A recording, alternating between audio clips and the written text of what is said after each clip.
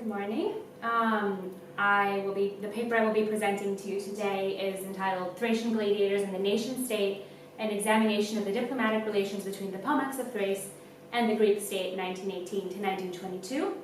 And it focuses again on the Pomaks inhabiting the Rhodope mountains between Greece and Bulgaria, what is today Greece and Bulgaria, and how they negotiated the post-Ottoman sort of post-war context in their specific area.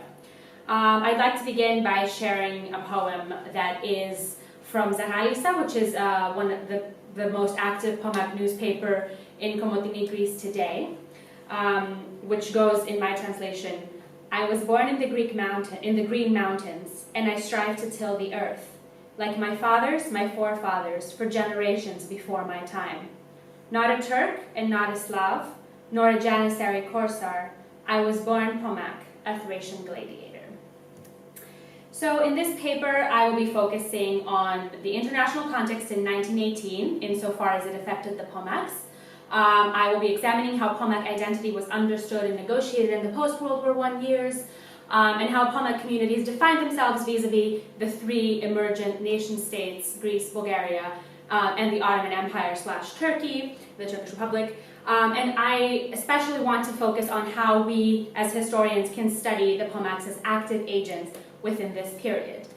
The main argument that I will be making is that though the Pomaks have traditionally been read as passive participants and victims of the 20th century Balkan nation building, we can actually see this post-war period from 1918 to 1922 as indicative of a different analysis, which reveals active Pomak engagement with nationalist ideals and negotiation with the various states attempting to disseminate these ideas and claim the Pomaks. A very strong effort has been made on my part to view the Pomaks as agents, to incorporate their voices within this argument, and to pay special attention to their own actions and the things that they are writing and saying. Just very briefly, before I delve into the deeper argument, the Pomaks are Sunni Muslims with Bektashi influences who inhabit the Rhodope mountains between what is today Greece and Bulgaria. So we're talking about sort of the western and central parts of that region. Their language is a South Slavic dialect, which is similar to Bulgarian, but not identical, since especially the South Slavic languages in this period were more of a spectrum, as described by Pekiosmagu, rather than sort of pockets of different, very distinct languages. The Pomak language was predominantly oral until quite recently, when it began to be written down. The Pomaks are primarily a rural population. They cultivate tobacco, they are also loggers, they sort of raise cattle, and their villages tend to be quite mountainous, so they are remote and sort of impoverished. It's important to note, before I continue, that there is an issue with the term Pomak, which has become increasingly politically incorrect, especially when used by academics, because it denotes someone that is backward, that is uneducated. But in line with Mary Newberger's reading, I will be using this term throughout this presentation for lack of a better term, and because it is the term used by the community themselves. The first mention of the Pomaks was in the international press was in 1876, following the so-called Bulgarian horrors, when Gladstone sort of decried Pomak participation within the Bulgarian horrors.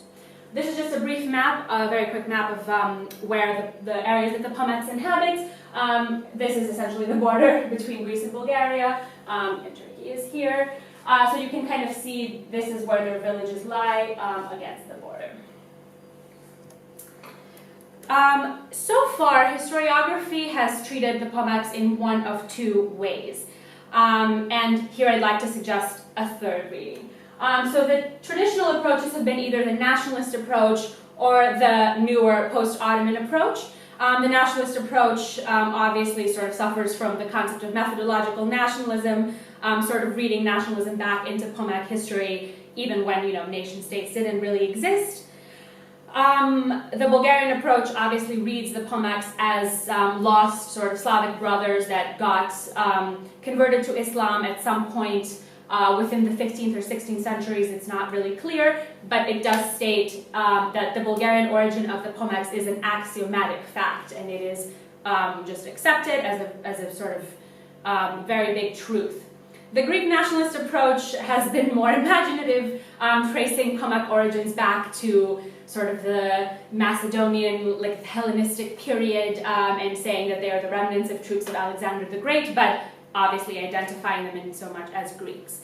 And the Turkish nationalist approach has been to focus on sort of the Muslim character of the Pomaks and say that they are sort of Turks that ended up in the area quite early on, predating the Ottomans. Following the rise of Ottoman studies in the 90s, in the late 1990s and leading up to the present, there has been a new approach, which is what I have termed the post-Ottoman approach, which sort of focuses on the community themselves and tries to study them in more depth. But this approach has also suffered from focusing too much on state policies and how these affected the Pomaks, and hasn't really highlighted how the community themselves perceived these changes and how they sought to define themselves.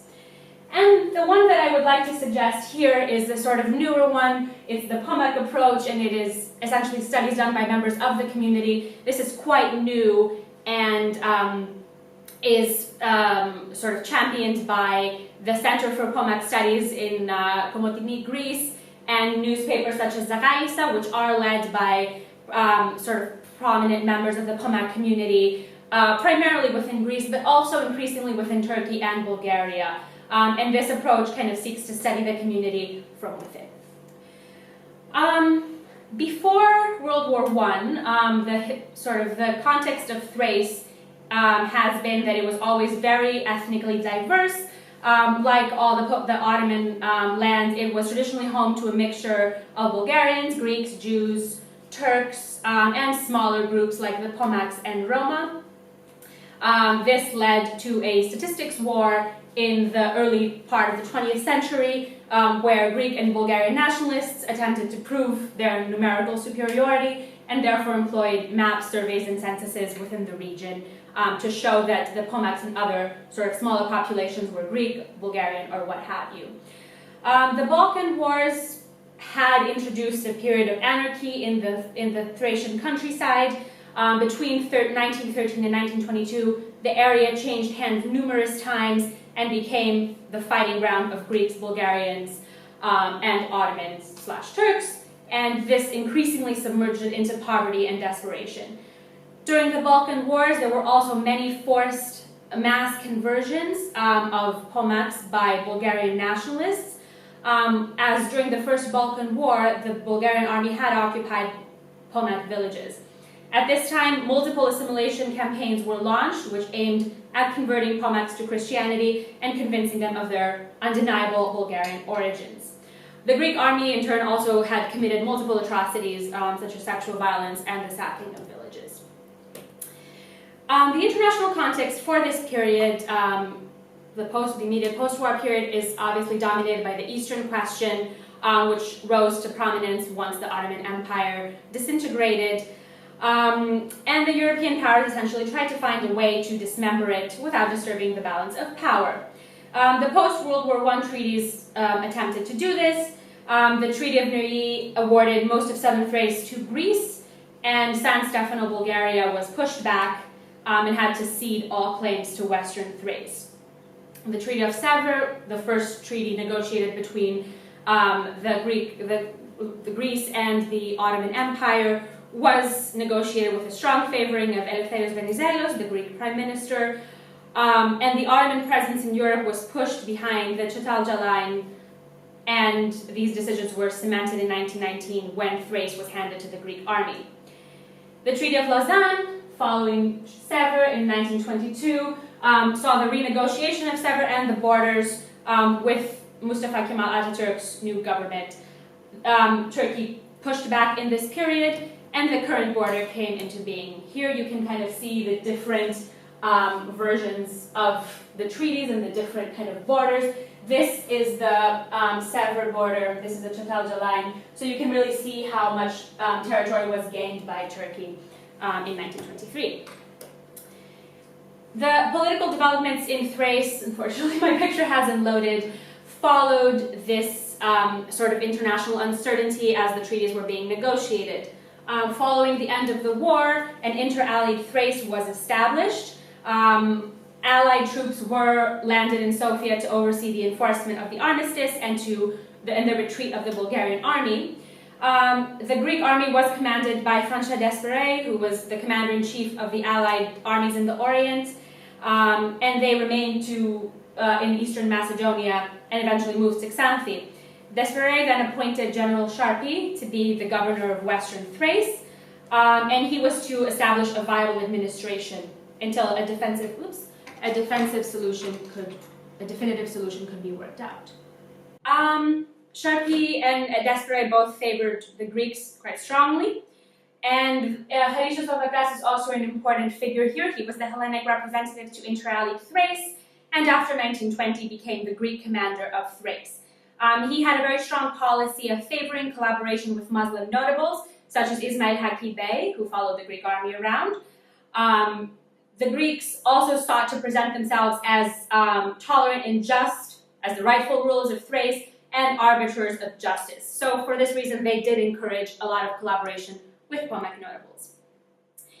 In 1918, the Pomak community still was in a very desperate situation, and there was a very strong possibility of revolt. The situation was bad enough that Ethem Ruki, a Pomak notable, seriously considered the possibility of instigating a Muslim revolt against the Bulgarian administration.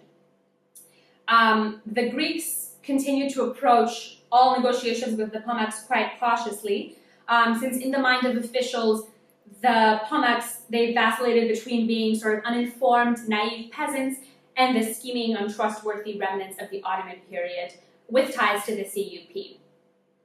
In 1920, in March, the 9th Military Division in Salonika sent a very confusing report to Athens, reading, quote, "We should generally be suspicious of the Pomaks and should not trust them because they are fanatic Turks.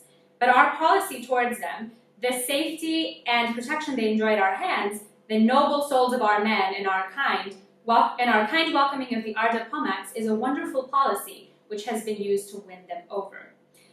The Pomak leadership in turn was divided. Some of them were quite loyal to Ottomanist ideals and pan-Islamist policies, while others advocated for a collaboration with Greeks or Bulgarians, respectively. Very tellingly, there is the following quote of Tespihizadeh Mehmet Tevfik, quote, "We are Muslims and that's all we need. Why do we have to be either Bulgarians or Turks?" Generally, there was a very defensive strain against Bulgarians.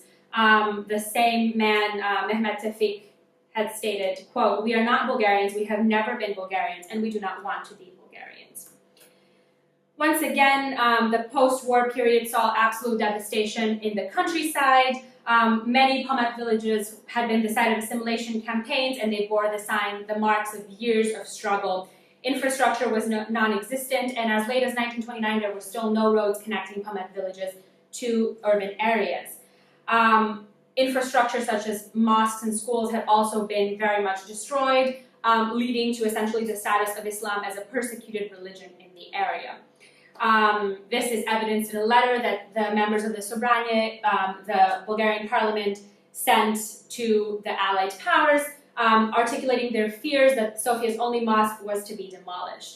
There was also a very strong fear of famine, as the destruction of roads and resources had essentially led to an inability to feed the more rural areas.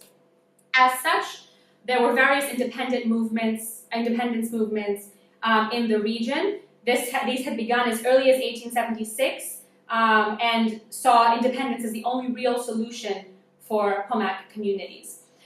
Two movements in particular deserve to be highlighted.